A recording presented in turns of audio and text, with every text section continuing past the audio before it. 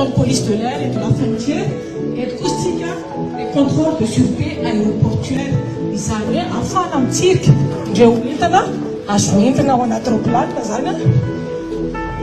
Tseriana, Yalana, Yativana, Amreti, Faroufana, Sidna, Chiwazuna, Ulana, Manditini, Raché.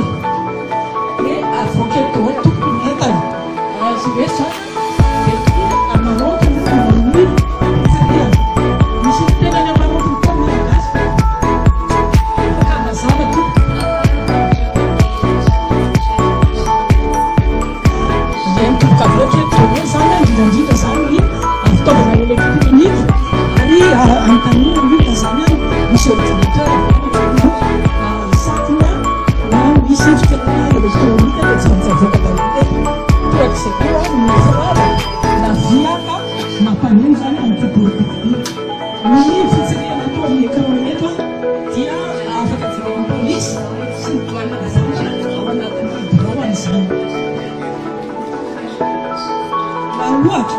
Kamisi, ça va te monter à l'âge, on est là pour nous dire, avec un temps, la chante de l'État, ça mise police, tout quoi, nous, ici, toi, et à mission Koumoua, gendarme, voilà, ça va être une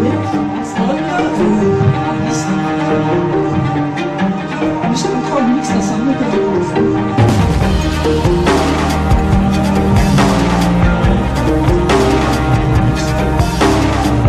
Le 22 mars 2022, ici, réunion de travail, notre ministre Fall, la méthode au contrôle ministériel et qui a amené tout genre de trafic. Des dysfonctionnements, les listes, en 2023, et dans la Toulouse, c'est le responsable de Dominique il redynamiser les contrôles mixtes. Madame ni instruction avant les DP.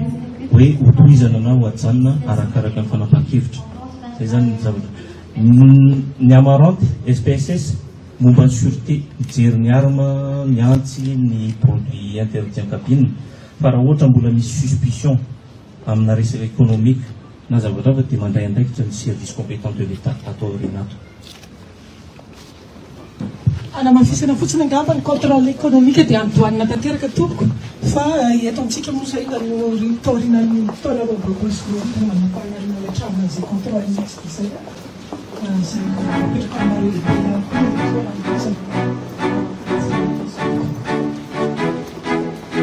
ho an'ny ondrana moa zany ny zava-dehibe misokafy amin'reto fivarotana zay tsy misy afaka zany nentan'izy